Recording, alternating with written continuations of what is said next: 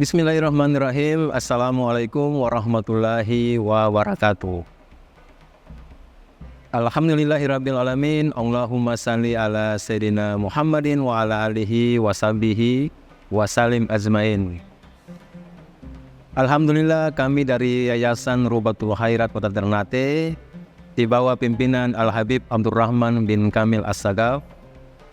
Sementara ini kami lagi membangun gedung pondok pesantren Rubatul Khairat Madrasah Al-Ulya yang sementara dibangun, ya.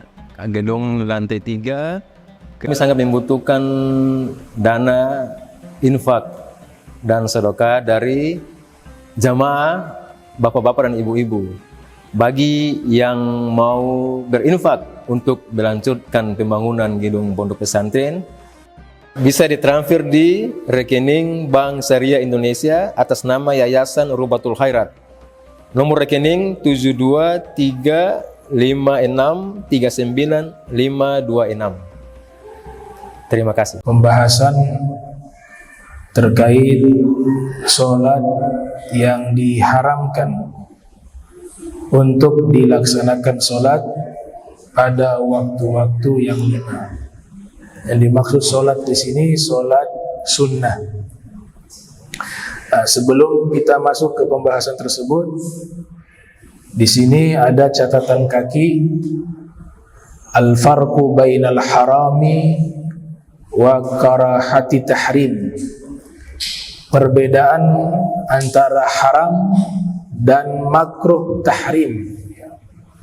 Kita ketahui makruh tahrim itu hukum makruh tapi menyebabkan dosa. Makruh tapi mendekati kepada haram. Di sini dinyatakan kalau makruh tahrim taqtadil ithma, bisa menyebabkan dosa. Lantas perbedaannya dengan haram apa? Ini yang ditulis di catatan kaki, ya. Haram dengan makruh haram itu perbedaannya dari sisi apa? Di sini diterangkan al-haramu ma thabata tahrimuhu bidalilin qat'iyyin la yahtamilu at-ta'wil katahrimi syurbil khamri. Kalau hukum haram itu ditetapkan keharamannya dengan dalil yang qat'i. Apa itu dalil yang qat'i? Yang tidak boleh ditakwil. Jadi nas di dalam Al-Quran maupun di dalam hadis Nabi, jika sudah dinyatakan sesuatu itu haram dan tidak boleh ditakwil lagi karena lafadznya sangat jelas, maka itulah yang disebut dalilun qat'iyyun, maka hukumnya dinyatakan haram. Sebagai contoh, keharaman meminum minuman keras, minuman yang memabukkan, itu lafadznya jelas baik di dalam Al-Quran maupun di dalam As-Sunnah. Maka hukumnya bukan makruh tahrim, tapi hukumnya adalah haram. Contoh lainnya di dalam surat An-Nur. Di dalam surat An-Nur Allah Subhanahu wa taala berfirman, fajlidu kulla wahidin minhuma mi'ata jaldah.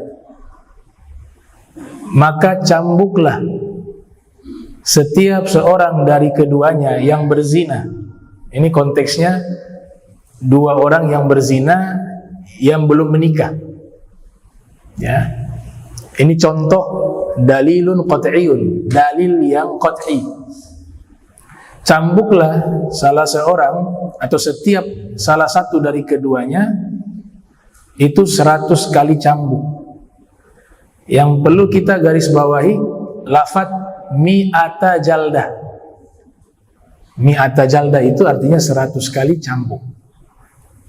Kalau yang sudah menikah kemudian berzina dalam hukum Islam, hukumannya itu bukan dicambuk tapi direjam. Ini namanya had. Jadi kalau garis besar hukum itu ada namanya had, ada namanya ta'azir, ada namanya diyat. Kalau had, ketentuannya sudah diterangkan dalam hukum syariat, nasnya ada. Kalau ta'azir, kasus masalahnya itu belum ada ketentuan hukum, maka hakim beristihad. Kalau diyat, yaitu semisal atau seperti ganti rugi, ya. Satu nyawa yang hilang tidak disengaja dan keluarga almarhum memaafkan, maka hukuman kisosnya itu bisa dihilangkan dengan syarat membayar diat 100 ekor unta. Itu namanya diat. Nah, 100 ekor unta ini adalah hukum yang sudah ada sebelum adanya agama Islam. Jadi penduduk Makkah itu sudah menetapkan hukum tersebut. Satu nyawa itu diatnya 100 ekor unta.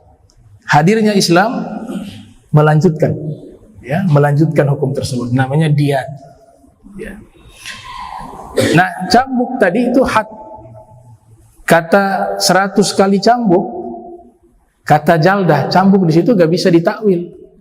Yang namanya cambuk, cambuk. Gak ada takwilan lain. Maka jelas secara hukum ada penetapan hadnya itu 100 kali cambuk, dan lafaz cambuk itu sendiri tidak perlu ditakwil karena sudah sangat jelas dan tidak multi tafsir. Maka dalil ini sepakat semua fuqaha, nggak ada yang khilaf bahwa yang belum menikah kemudian berzina dalam hukum Islam dicambuk 100 kali cambuk. Inilah yang namanya dalil qat'i. Ada yang kedua namanya dalil zonni. Nah, disinilah masuk kepada karahatu tahrim, makruh yang mendekati haram. Ma thabata tahrimuhu, yaitu ketetapan keharaman yang masih mungkin bisa ditakwilkan nas tersebut, seperti haram melaksanakan sholat di waktu-waktu yang diharamkan. Nah, jadi sholat sunnah ba'da asar, dia dalilnya bukan dalil qat'i, dia disebut dalil zonni. Maka hukumnya bukan haram, tapi karahatu tahrim. Itu perbedaan. Jadi kalau dalil itu hanya dua, yang satu qat'i, yang satu zonni. Qat'i itu pasti tanpa ditakwil, zonni masih bisa ditakwil. Contoh dalil zonni di surat Al-Baqarah, wal mutallaqatu yatarabbasna bi anfusihinna thalathata quru. Wanita-wanita yang diceraikan, mereka menanti di masa iddah itu 3 quru.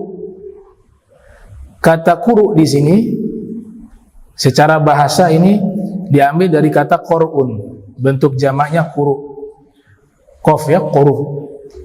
Qur'un ini di dalam makna kamus bisa berarti haidun, haid, menstruasi, bisa juga berarti tuhrun, suci. Satu kata tapi memiliki beberapa makna atau arti. Sehingga para fuqaha lintas madhab berbeda pandangan masa iddah wanita yang diceraikan itu. Sebagian menyatakan yaitu menanti 3 kali haid, setelah itu selesai masa iddahnya.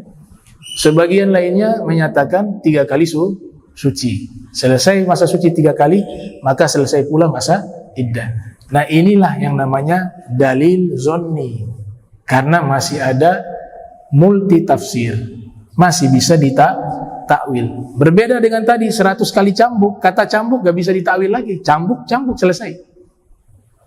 Kata jalda ya cambuk. Tapi kalau ketika kata quru atau qur'un, bentuk jamaknya quru, bisa berarti haid, bisa berarti suci.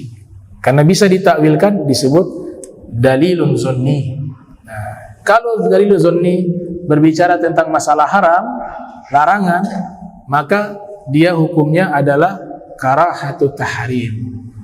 Kalau berbicara larangan, dalilnya itu qat'i, maka hukumnya bukan makruh haram, tapi hukumnya haram. Itu kaidah di dalam hukum. Maka dikatakan dalam satu qawaid, al-qawaid, man dayya al-usul hurimal wusul, wa man taraka dalil dhalla sabil. Siapa yang mengabaikan masalah usul, dia tidak akan sampai kepada tujuan. Siapa yang meninggalkan dalil, maka jalannya akan menyimpang. Itu kaidah para fuqaha. Kemudian di sini disampaikan juga waktu-waktu yang haram, ya. Kita sudah mengerti apa perbedaan haram dan karahatut tahrim, ya. Haram dan makruh yang mendekati haram. Itu perbedaannya seperti itu. Sekarang masuk ke pembahasan waktu-waktu yang haram kita laksanakan sholat sunnah padanya. Di sini ada dua macam, naw'ani. Yang pertama, an-nafilatu dzatus sababi al-mutaakhir wa hiya sittatun. Salat sunnah yang memiliki sebab al-mutaakhir, yang akhir. Sebabnya akhir. Maksudnya adalah kita melaksanakan salat karena ada sesuatu sebab, tapi sebabnya itu belum dilakukan. Itu namanya salat sunnah yang memiliki sebab al-mutaakhir. Contoh di sini, bukan contoh, ya, jenis salatnya sunnatul ihram. Salat sunnah untuk ihram, baik itu ihram untuk ibadah haji maupun umrah. Nah, ihramnya itu belum dilakukan. Kita sudah disunnahkan, tidak harus di tempat mikot kemudian sunnah ihram. Di dalam hotel juga sudah kesunahan sunnah ihram sudah berlaku di hotel. Yang penting kita sudah mau bertujuan untuk pergi ke tempat mikot, ya. Nah, ihramnya itu belum dilakukan, tapi sholatnya sudah dilakukan. Berarti sebabnya itu belum dilakukan. Ke depan sebabnya. Nah, sholat sunnah yang semacam ini itu dilakukan di waktu yang haram, dihukumi karahatut tahrim. Karena sebabnya ada mutaakhir, ya. Sebabnya belum dilakukan. Sebabnya adanya di depan. Sholat duluan baru sebab. Semua sholat sunnah yang model semacam ini itu berlaku hukum tidak boleh sholat pada waktu-waktu yang dilarang. Beda kalau di tanah suci Makkah, ya. Kalau di Makkah itu kan semua, bukan hanya di masjid, ya. Bukan hanya di masjid. Yang namanya di tanah haram, masih masuk batasan tanah haram Makkah, tidak berlaku nih larangan ini. Khusus untuk kota Makkah, ya. Tapi kota Madinah masih berlaku. Ya, kota Madinah berlaku larangan-larangan sholat di waktu-waktu tersebut. Tapi di kota Makkah tidak berlaku. Kapanpun kita sholat tidak dilarang. Itu khusus kota Makkah. Dan tidak harus di masjid. Artinya larangan itu bukan hanya bisa kita lakukan di masjid kemudian larangan itu tidak ada, tidak. Tapi di tanah suci itu, selama masih masuk batasan tanah suci, sekalipun di hotel, ya, yang penting dia masuk batasan tanah suci, maka waktu-waktu larangan sholat itu tidak berlaku. Khusus kota Makkah Al-Mukarramah. Khusus kota Makkah Al-Mukarramah. Contoh yang kedua, yang sebab sholat yang sebabnya akan dilakukan nanti. Sholatnya duluan, sebabnya nanti dilakukan. Yaitu sunnatus safar. Nah, safarnya belum dilakukan, tapi sholatnya sudah sunnah. Maka ini masuk juga kepada as-sholatul lati tahrumu fi hadhil awqat al-khamsah. Ya. Yang berikutnya sunnatul istikharah. Istikharah juga masuk. Karena kita sholat istikharah karena ada sebab yang akan kita lakukan, ya. Misalnya yang mau menikah, nikahnya belum, tapi sholatnya lebih dulu. Bingung pasangannya yang mana, ya dia sholat. Ya, dia masuk juga. Sholat tersebut tidak boleh dilakukan di waktu-waktu yang dilarang sholat. Kemudian ada sunnatul qatl, ya, sholat sunnah sebelum perang atau dieksekusi. Ada sholat sunnah. Ini sahabat Adi bin Hatim, ya, kalau tidak salah namanya. Salah satu sahabat, ya, saya lupa namanya siapa tuh. Beliau yang pertama kali membuat sholat sebelum eksekusi. Jadi orang-orang musyrik menangkap beliau, kemudian mau dieksekusi. Beliau minta izin sholat dulu 2 rakaat. Selesai sholat 2 rakaat, kemudian dieksekusi. Itu juga masuk sholat sunnah. Jadi dalam hukum Islam ini pelaku mau dikisos, mau dihukum mati, itu sebelum dieksekusi sunnahnya sholat 2 rakaat. Namanya sunnatul qatl. Yang kelima, sunnatul khuruji minal manzil, sunnah mau keluar dari rumah. Dan yang keenam, sunnatul hajat, sholat sunnah hajat, sholat hajat. Nah, ini namanya sholat sunnah yang memiliki sebab mutaakhir, ya, sebabnya di depan. Yang kedua, nafilatu mutlaq, nafilatu mutlaqah, sholat sunnah mutlaqah, wa hiya allati laisa laha sababun wala waqtun. Kalau yang namanya sholat sunnah mutlak tidak memiliki sebab, bukan karena sebab, pengen sholat saja, dan tidak memiliki waktu khusus. Hukumnya itu diantaranya adalah sholat tasbih, masuk juga sholat nafilah al-mutlaqah, dan sholat-sholat yang tidak memiliki sebab dan tidak memiliki waktu yang ditentukan. Wa yustasna min hadza tahrim makanan wa zamanan. Dari sekian sholat tersebut, waktu-waktu yang dilarang sholat, ada yang dikecualikan keharamannya, baik itu berkaitan dengan tempat dan zaman. Yang berkaitan dengan tempat, maksudnya larangan-larangan sholat tidak berlaku tadi yang saya katakan. Kalau tempat itu hanya khusus kota Makkah, haramu Makkah ay al-masjidu wa ghairuhu min hududil haram, yaitu masjidnya dan yang bukan masjid selama masuk ke dalam batasan-batasan tanah haram. Larangan sholat itu tidak berlaku. Jadi misalnya di Makkah mau sholat ba'da asar, bisa. Sholat ba'da subuh, bisa. Gak ada larangan. Ya, ba'diyah subuh, ba'diyah asar. Itu khususnya kota Makkah. Fatajuzu sholatu fi ayyi waqtin. Maka hukumnya boleh sholat di tanah suci tersebut atau di tempat tersebut di waktu manapun. Gak ada larangan. Fi ayyi waqtin.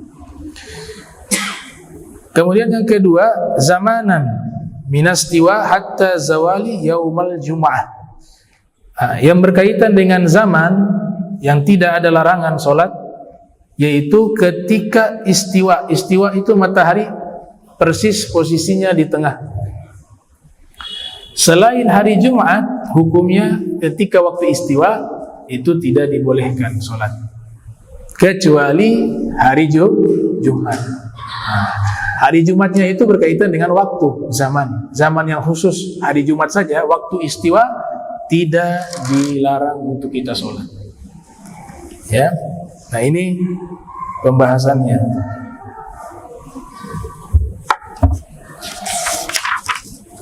Wala yahrumu qada'u sholati fi hadhil awqati al-khamsati. Kalau qada sholat ada orang sholatnya kelewat. Qadha sholat ini tidak disengaja. Di dalam hadis riwayat Imam Muslim yang lahir tahun 204 Hijriah, wafat 261 Hijriah, Rasulullah sallallahu alaihi wasallam bersabda, "Idza nama ahadukum 'anis sholati aw nasiyaha falyusalliha idza dzakaraha." Apabila salah seorang di antara kalian ketiduran sehingga sholatnya itu lewat waktu, ketiduran ya, atau dia lupa sholat wajibnya nih, dia lupa sampai akhirnya keluar dari waktu, maka hendaklah dia sholat ketika mengingatnya. Ini dalil sholat qadha ya, sholat qadha dalilnya seperti itu dalam Sahih Muslim. Makanya dalam kitab Safinatun Najah, hadis ini juga dijadikan sebagai uzur sholat. A'dzarus sholat ifnani. Uzur sholat ada dua. Yang pertama an-naum, ketiduran, bukan tidur ya, ketiduran, tidak sengaja. Yang kedua wan nisyan, lupa. Ini rinciannya panjang ya. Tidur juga ada keterangan. Kalau memang tidurnya itu dekat waktu sholat, biasanya bablas, maka tidurnya itu haram. Jadi dia punya kebiasaan tidur, kemudian tidak pernah telat dari sholat. Dia bangun tepat waktu. Satu waktu kelewat, dimaafkan. Tapi kalau tiap hari tidur lewat, bukan uzur, namanya kebiasaan. Ya, itu dibahas oleh para ulama. Khawatir dijadikan alasan. Jadi alasan tukang tidur ya pasti lewat terus. Dia sudah biasa bangun, tapi satu saat mungkin kecapean, kelewat waktu. Sholatnya masih wajib. Sholatnya wajib. Makanya dalam riwayat Muslim ada tambahan, la kafarata laha illa dzalika. Sholat yang kelewat itu gak ada kafarat. Apa kafarat? Penembus dosa gak ada, kecuali diqadha. Jadi misalnya yang tinggalkan sholat dengan sengaja, mau istighfar nih, mohon ampun 5 waktu yang kemarin terlewat ya Rob, saya minta ampun. Yang kemarin gak sholat 5 waktu, ya Allah maafkan saya, ya Allah kemarin saya buat dosa, tidak sholat 5 waktu. Gak diterima oleh Allah. Dia bukan istighfar, tapi apa? Qadha. Makanya Nabi katakan la kafarata laha illa dzalika. Kalau sholat wajib itu tidak dilakukan, gak ada kafarat, kecuali hanya satu cara. Selain minta ampun kepada Allah, tetap harus memohon ampun, minta maaf, kemudian sholat yang kelewat itu harus diqadha.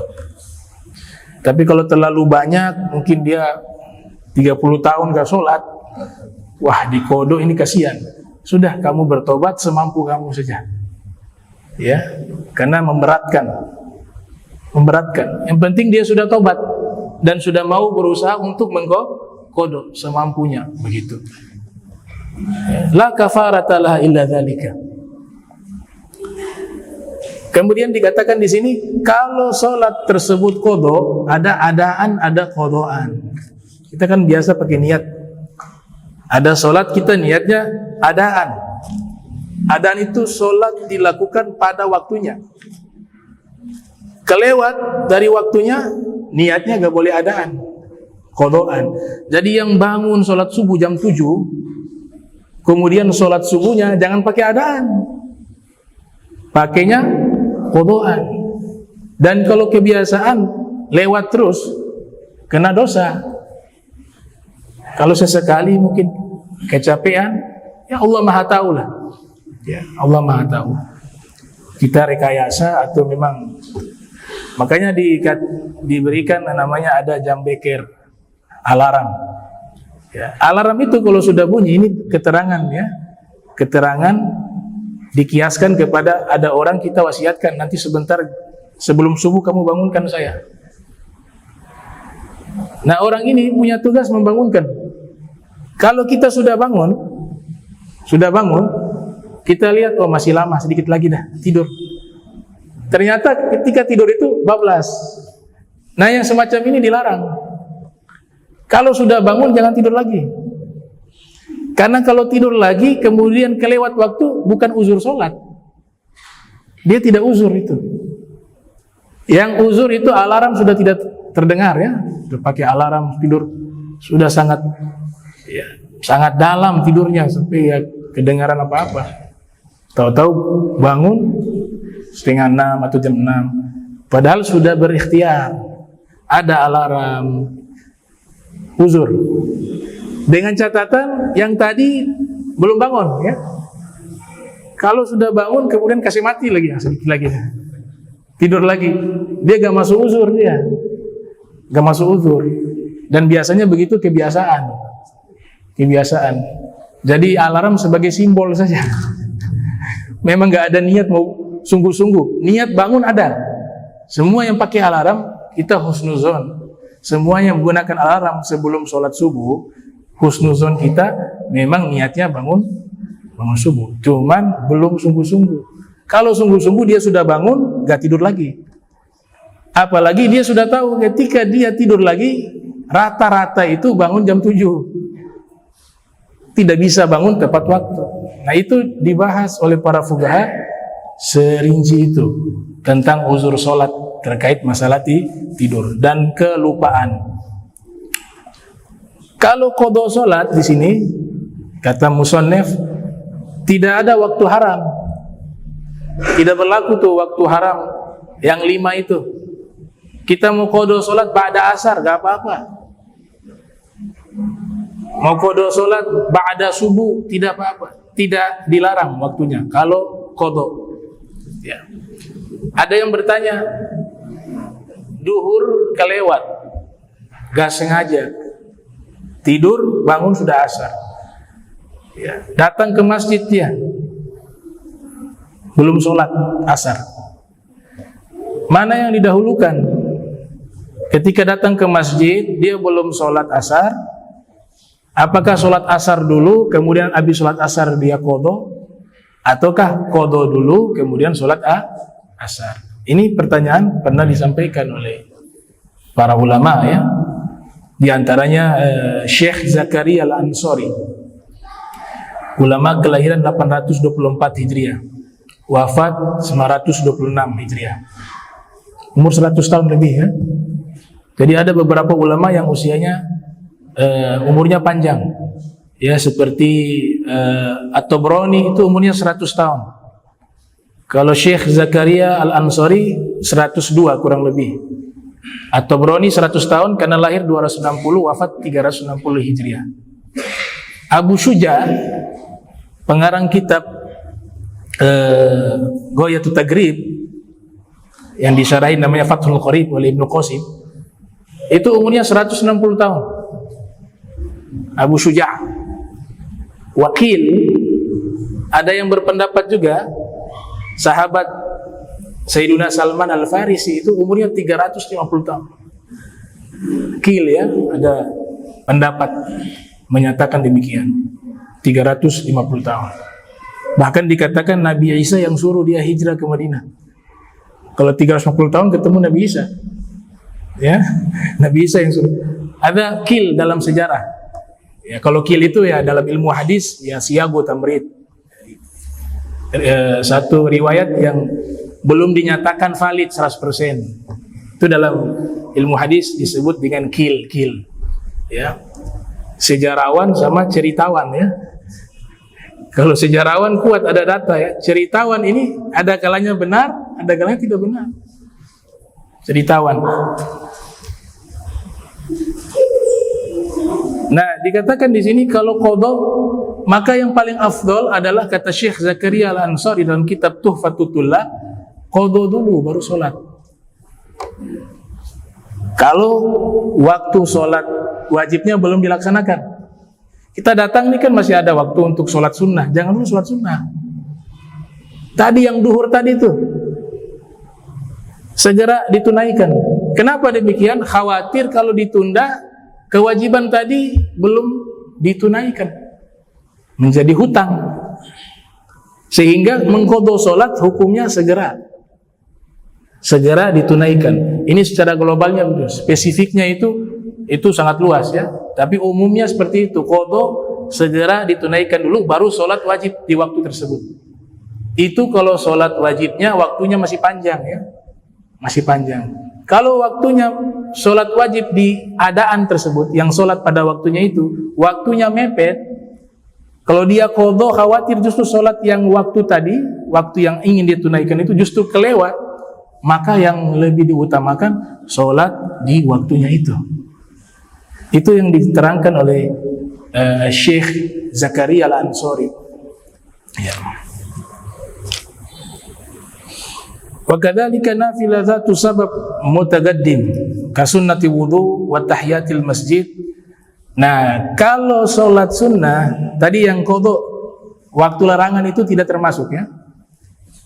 Begitu juga salat sunnah yang sebabnya ada dulu baru salat. Kalau tadi sebabnya belum dilakukan, tapi salatnya sudah dilakukan. Ini kebalik nih. Sebabnya sudah dilakukan kemudian baru salat. Itu tidak masuk larangan untuk sholat. Di sini disebutkan contohnya sunnah al-wudu, ka sunnatil wudu. Kita kan wudu dulu baru sholat sunnah. Jadi perbuatan wudu sudah dilakukan terlebih dahulu, baru sholatnya belakangan. Kalau yang seperti ini tidak masuk larangan. Mau ba'da asar juga gak apa-apa. Sunnah wudu. Yang berikut tahiyatil masjidi. Salat sunnah tahiyat al-masjid. Kita masuk masjid dulu baru bisa salat. Berarti sebabnya dilakukan dulu baru salat. Itu juga tidak terlarang. Masuk masjid salat 2 rakaat. Saya teringat satu kisah itu. Karena berkat salat tahiyatil masjid, ini orang jadi ulama besar gara-gara sholat tahiyatil masjid. An-Nabi sallallahu alaihi wasallam di dalam hadis riwayat Al-Imam Al-Bukhari yang lahir 194 wafat 256 Hijriah, Nabi menyatakan idza dakhala ahadukum al-masjida fala yajlis hatta yusalliya rak'ataini. Apabila salah seorang di antara kalian masuk ke masjid, maka jangan dia duduk. Kalau duduk, kesunahan tahiyatul masjidnya hilang. Ada yang mengatakan bigodri suratul Fatihah. Kalau dia lupa, tidak dalam durasi waktu seperti membaca surat Fatihah. Duduk karena lupa ya, duduk sebentar, tidak lama waktunya duduk seperti membaca Fatihah, masih bisa dia berdiri, dia sholat. Ada yang berpendapat demikian. Yang penting tidak melewati kadar daripada bacaan surat Fatihah. Tapi sebisa mungkin tahiyatul masjid kita datang sekalipun ada yang azan. Salat maghrib ini kan di Ternate, kita azan qomat langsung salat. Nah itu jangan duduk. Datang jangan duduk, tetap berdiri sampai selesai azan. Tidak mungkin dia salat sunnah, karena tidak mungkin, karena iqamah langsung salat maghrib. Maka dia langsung gabung saja salat maghrib seperti biasa, dia tetap dapat pahala tahiyatul masjid karena melaksanakan salat maghrib dan dia belum duduk. Dia belum duduk, dapat pahala karena tidak memungkinkan waktu untuk dia salat tahiyatul masjid. Tapi kalau waktunya masih luas, masih panjang, belum melaksanakan salat wajib, sekiranya ketika masuk jangan duduk, sholat 2 rakaat. Itu yang disampaikan oleh Nabi kita Muhammad SAW. Jangan duduk kecuali sholat 2 rakaat, kata Rasul. Kalau mepet juga, mepet waktu, atau dia memang sudah kakinya, mesti orang tua kaki sakit, mau sholat duduk boleh. Kalau memang tidak mau lagi, malas sekali, kata Imam Al-Ghazali, baca Al-Baqiyatus Sholihah 4 kali. Itu sudah menjadi tahiyat bagi dirinya. tahiyat untuk masjid. Subhanallah walhamdulillah wala ilaha illallah wallahu akbar. 4 kali itu mengganti tahiyatul masjid. Tapi afdholiyahnya tetap melaksanakan 2 rakaat salat sunnah tahiyatul masjid. Ya, kata Nabi jangan duduk kecuali salat 2 rakaat. Ini ulama namanya Al-Imam Ibnu Hazm. Berkat salat tahiyatul masjid, beliau jadi ulama besar. Al-Imam Zahabi ceritakan dalam kitab Syiaru A'lamin Nubala yang lahir tahun 673 Hijriah, wafat 748 Hijriah. Ibnu Hazm ini anak pejabat di Spanyol, ulama Spanyol, mazhab Zahiri. Usia sudah 26 tahun tidak faham ilmu fikih. 26 tahun. Satu ketika beliau hadiri sholat jenazah. Beliau datangi masjid di situ dengan tujuan ikut sholat jenazah. Ternyata waktu masuk masjid, beliau langsung duduk. Ada yang tegur beliau, kalau masuk masjid jangan langsung duduk. Sholat 2 rakaat. Oh, baik. Sholat tahiyatul masjid. Bangun beliau, sholat tahiyatul masjid. Selesai tahiyatul masjid, ya sholat zuhur. Diperkirakan sholatnya sholat zuhur. Sholat zuhur, habis itu sholat jenazah.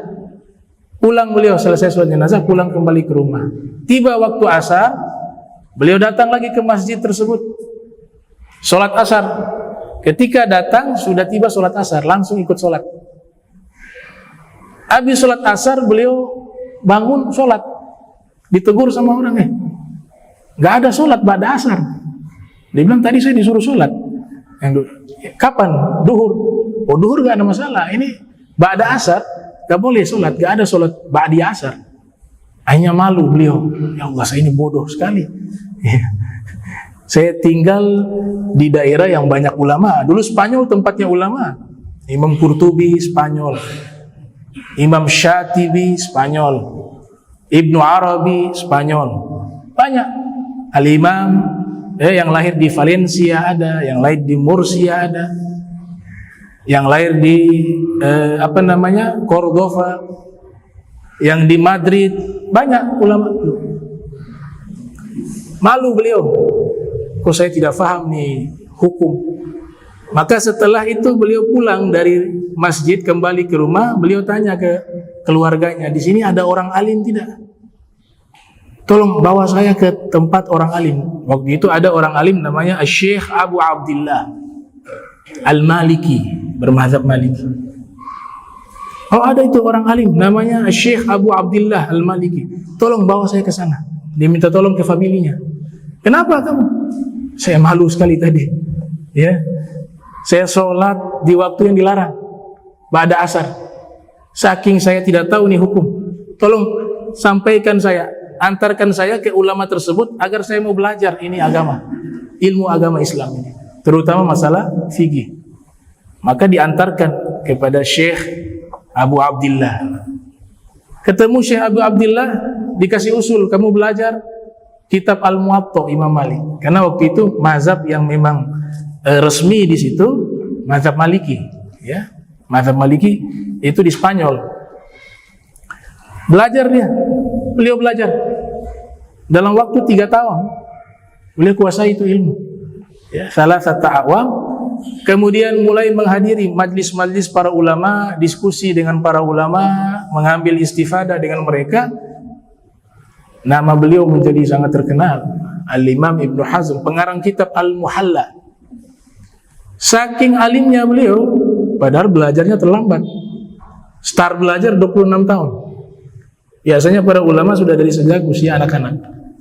Tapi bisa menjadi salah satu ulama yang produktif. Disebutkan di dalam kitab Tarikh Al-Islam, beliau menulis kitab 400 judul kitab. Dari berbagai disiplin keilmuan, multidisipliner, menguasai banyak ilmu. Itu namanya Al-Imam Ibnu Hazm. Ini berkat apa? Barokah sholat tahiyatul masjid. Gara-gara sholat tahiyatul masjid, malu, tidak paham hukumnya tentang waktu-waktu yang dilarang, justru memotivasi beliau untuk bisa sungguh-sungguh belajar ilmu agama. Akhirnya menjadi salah satu ulama besar bernama Al-Imam Ibnu Hazm. Cuma sayangnya mazhabnya punah, regenerasi tidak ada, nggak ada penerus ya. Kalau ada penerus mungkin ada 5 mazhab. Karena mazhab Al-Zahiri ini memang secara tekstual, makanya namanya Abu Daud Al-Zahiri. Awalnya Syafi'i, kemudian beliau buat mazhab sendiri namanya mazhab Abi Daud Al-Zahiri. Al-Zahiri itu artinya zahir, jadi memahami nas secara tekstualis, secara zahir. Nah, ulama besarnya bernama Al-Imam Ibnu Hazm. Akan tetapi di beberapa kitab ulama 4 mazhab, nama beliau selalu dikutip ya. Dan kitab beliau masih ada sampai sekarang. Kitab beliau masih ada. Nama kitabnya Kitab Al-Muhalla. Kitab Al-Muhalla. Nah, ini terkait dengan tahiyatul masjid. Jadi tahiyatul masjid boleh dilakukan di waktu-waktu yang dilarang sholat tersebut. Sholat sunnah, wudu juga bisa, karena sebabnya ada dulu baru sholat. Yang tidak boleh, sebabnya belum ada, sholatnya sudah dilakukan. Itu yang tidak boleh. Kemudian yang boleh juga, sekalipun itu di waktu-waktu yang dilarang sholat, yaitu sholat sunnah yang muqarin, berbarengan dengan sebab. Tadi kan sebabnya ada duluan, dan sebabnya sudah dilakukan, sebabnya belum dilakukan tadi. Kalau yang ini, kita sholatnya sebabnya berbarengan dengan sholat. Sholat apa kira-kira? Sholat gerhana. Kita sholatnya kan ketika gerhana. Nah, itu juga tidak masuk waktu yang dilarang. Mau gerhananya ba'da asar, ba'da subuh, ketika dia gerhana, sholat tidak dilarang. Dan waktunya mengikuti sebab tersebut. Kalau gerhananya injila, kata para fuqaha, gerhananya sudah hilang, kesunahannya hilang. Kalau kita masih sempat dapat selama masih gerhana, walaupun dia sudah mau hilang nih, tapi masih dalam kelihatan kan, kadang-kadang oh ini masih gerhana nih. Kita dapat takbiratul ihram, kemudian kita lanjut sholat, masih bisa. Tapi kalau sudah hilang gerhananya, walaupun hanya sekian detik, maka kesunahannya pun hilang. Itu sholat gerhana matahari maupun sholat gerhana bulan. Ya. Nah, itu tidak ada larangan ketika kita melaksanakan sholat di waktu-waktu yang dilarang. Kecuali, kata musannif, kecuali memang niatnya ingin melakukan sholat itu di waktu yang haram, maka fatahrum, dia menjadi haram. Hukmu sholati waqta khutbatil jum'ah. Nah, sekarang pokok masalah yang berbeda. Hukum sholat di waktu khutbah Jumat. Jadi khotibnya sudah di atas mimbar. Khotibnya sudah di atas mimbar, sholat Jumat. Idza sa'idal khotib 'alal mimbari, apabila khotib sudah naik di atas mimbar, harumat as-sholatu bil ijma', maka hukumnya haram sholat berdasarkan kesepakatan al-ijma'. Ayyan kanat walau kanat qada'an 'alal ghaur. Sholat apapun yang dilakukan di waktu khotib sudah berada di atas mimbar, baik itu sholat qadha, juga dilarang. Illa, ada kecuali sholat tahiyatul masjid. Sholat tahiyatul masjid tetap disunahkan, ya, tetap disunahkan. Ini mazhab Syafi'i ya, mazhab Syafi'i. Sholat tahiyatul masjid tetap dilakukan. Wa yajibu takhfifuha, tapi wajib meringkas sholatnya, baca Fatihah saja, jangan panjang-panjang, diringkas, diringankan sholatnya. Rak'atain khafifatain, kalau farfuqaha al-Hanabila wa Syafi'iyah ya. Ulama-ulama mazhab Hambali sependapat dengan ulama-ulama mazhab Syafi'i. Jadi kalau antum lihat ada orang datang pas khotib sudah di atas mimbar, kemudian dia masih sholat, itu dia mengikuti pendapat ulama-ulama Syafi'iyah. dan mengikuti ulama-ulama Al-Hanabilah, mazhab Hambali. Tapi yang dua mazhab lain haram. Mazhab Maliki atau ulamanya Al-Malikiyah dan mazhab Hanafi atau ulamanya Al-Hanafiyah. Para ulama-ulama mazhab Maliki dan para ulama-ulama mazhab Hanafi, ketika khotib sudah ada di atas mimbar, maka tidak boleh dia sholat lagi, duduk. Jadi dua mazhab menyatakan tetap kesunahannya sholat tahiyat tetap berlaku, tapi sholat yang lain tidak berlaku. Sholat tahiyat saja yang diperbolehkan. Dua mazhab, mazhab Syafi'i dan Hambali. Sedangkan mazhab yang dua lainnya, mazhab Hanafi dan mazhab Maliki, itu mengharuskan untuk duduk, bukan sholat. Ini ada di kitab, ada satu kitab tuh harganya 19 juta. Kitab, ya, kumpul uang dulu ya, kayaknya beli itu. Nama kitab itu Al-Mawsu'at Al-Fiqhiyah Al-Kuwaitiyah, 45 jilid. Kalau cetakan yang lain 15 juta, cetakan yang bagus tuh 19 juta. 45 jilid. Itu kitab membahas tentang 4 mazhab fikih. Kitab fikih namanya Ensiklopedia Fikih. Kuwait kan negara Kuwait. Karena dulu ada konferensi ulama para fuqaha, mereka buat konferensi di Kuwait, kemudian dari pemerintahan Kuwait secara resmi menugaskan para ulama-ulama ahli fikih tersebut menghimpun pendapat-pendapat hukum agama Islam dari lintas mazhab. Maka jadilah itu kitab namanya Al-Mawsu'atu Al-Fiqhiyatu Al-Kuwaitiyah. Itu 15 juta sampai 19 juta, tergantung cetakan. 45 jilid. Ada yang ringkas, mungkin hanya 5 jilid, ya, yang ringkas. Ada yang 6 jilid, ada yang 4, tergantung cetakannya. Nama kitabnya Al-Fiqhu ala Madhahibil Arbah, karya Syekh Abdurrahman Al-Jaziri, ya, Al-Jaziri kalau tidak salah namanya. Itu 4 mazhab juga, tapi ringkas.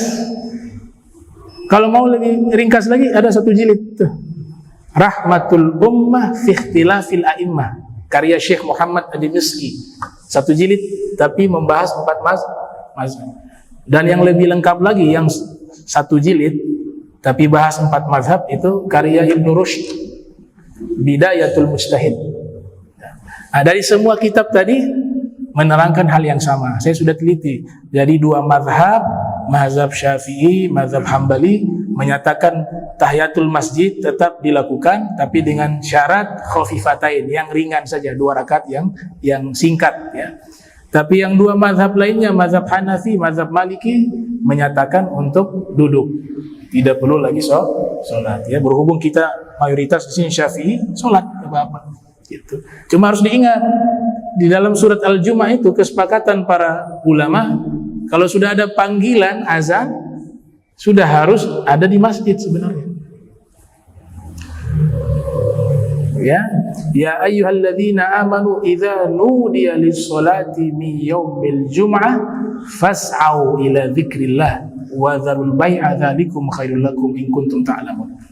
Wajib hukumnya, bukan sunnah. Al-amru lil wujub. Perintah panggilan azan untuk sholat Jumat itu perintahnya wajib. Artinya apa? Kalau sengaja menunda-nunda, dosa. Atau lagi sibuk jual beli, dosa. Makanya di situ kan menggunakan lafaz, kalau sudah ada panggilan sholat Jumat, segeralah menuju ke masjid untuk sholat Jumat. Tinggalkanlah jual beli, tinggalkanlah, itu wajib, bukan sunnah. Tapi kalau memang transaksi tetap berlangsung, para fuqaha mengatakan akadnya sah tapi haram. Akadnya jual beli secara hukum sah, tapi haram, artinya kena dosa. Begitu. Ini kalau dengan sengaja. Kalau yang tidak sengaja, ya ma'dzur, ya. Mungkin ada yang bangun kesiangan dan seterusnya. Ya, balik lagi tadi, ketiduran lagi. Ya, ketiduran, uzur. Tapi kalau sengaja, haram. Ya. Jadi panggilan di situ haram. Nah sekarang panggilannya kapan? Kan azan 2 kali. Kita harus flashback lagi ke sejarah. Azan yang dimaksud di ayat tersebut menurut para fuqaha, mayoritas fuqaha, adalah azan yang ketika khotib sudah ada di atas mimbar. Azan itu yang seharusnya kita sudah menjawab panggilan itu untuk segera ke masjid. Bukan azan yang pertama. Azan pertama itu kan di masa khilafah Sayyidina Utsman bin Affan. Tapi azan yang sholat Jumat itu ketika khotib berada di atas mimbar. Itulah azan yang dimaksud dalam firman tersebut. Nah, itu sudah harus wajib kita segera untuk hadir di masjid untuk melaksanakan sholat Jumat. Dan bukan hanya masalah dagang di situ, semua aktivitas ditinggalkan. Ya, perdagangan hanya perwakilan saja. Lafaz sebagai perwakilan, tapi selebihnya semua aktivitas pada saat panggilan azan tersebut, sholat Jumat, maka segera kita tinggalkan untuk menuju ke masjid guna untuk melaksanakan sholat Jumat.